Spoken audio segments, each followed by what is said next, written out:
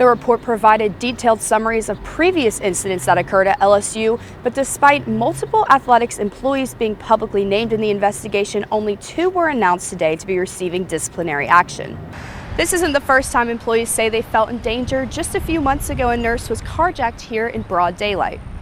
We're live out here in front of Tiger Stadium ahead of the Garth Brooks concert happening tomorrow night, and LSU officials are urging concert goers to make a parking plan ahead of time and download Waze. The Tigers will hit the road next week to play McNeese State on Tuesday, April 19th, before traveling again to face Georgia in a weekend series. The deadline to file your taxes is coming up tomorrow, so we're going to tell you about a few tips you can use to make things go smoother. I'm out here in front of the PMAC where students are soon to be lining up for this year's homecoming concert featuring rapper Rico Nasty. A group of Republican lawmakers called the second special session of the year, which started Monday. If you're out of state like me, you've probably already sent in your absentee ballot, but if you're voting here in Louisiana, you have until 8 p.m. tonight to cast your vote. American teens are overdosing on illegal drugs at an alarming rate, and many experts are wondering, is the pandemic to blame? At this Baton Rouge barbershop, kids are empowered with a haircut and a good book.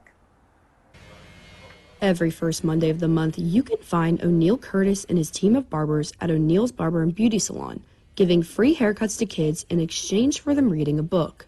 It just make you feel good when you help a kid that was like 5 years old and you put them on the right track.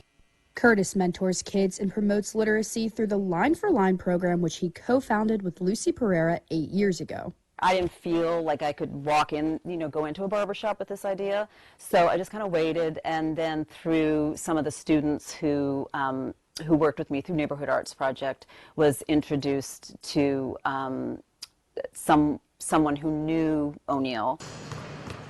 In addition to haircuts for reading, Line for Line has expanded to include various mentoring programs like their own basketball team.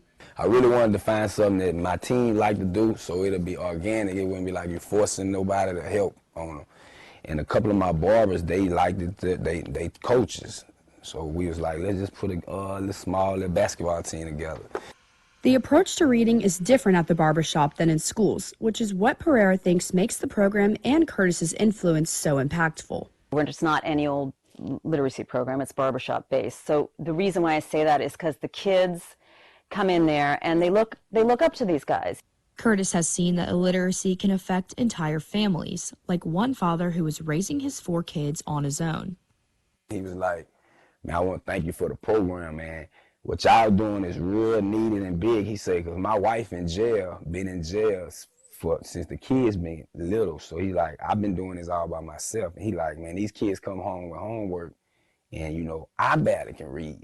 Curtis worked with other nonprofits in the area to connect the family with tutors and expand the program's mentorship. Curtis hopes that Line for Line will inspire other barbershops to get more involved with their communities. For WBRZ News 2, I'm Ella Wales. 70-year-old Gaynell Vaccaro has lived in Louisiana her whole life. She spent her Monday morning picking up litter, a problem she says has only gotten worse in Louisiana. It's very sad to see, because it's so preventable. I mean, I have trash bags in my car so that if, I need to throw something away, I throw it in the bag in the car and then throw the bag away. It's ridiculous that people throw things out their window and just don't care. Vaccaro is participating in one of many statewide cleanups happening this week as part of Love the Boot Week. Participating in Love the Boot Week is simple. Just by picking up a water bottle and throwing it away when you see it, government officials say this can make a big difference for Louisiana. The week-long event put on by Keep Louisiana Beautiful and the Lieutenant Governor's Office is meant to encourage people in Louisiana to take care of their state. Lieutenant Governor Billy Nungesser says cleaning up can also have a positive economic impact. Remember, 2019, we had our 4th record-breaking year of tourism numbers. Over 50 million people came to Louisiana and they left behind $1.9 billion in taxes you and I didn't have to pay. So it's an economic engine for the state. Trash, a clean state plays a big part of tourism. Organizers of Love the Boot Week hope that Louisianans will keep picking up litter after the event ends. To find a cleanup happening near you, you can visit keeplouisianabeautiful.org.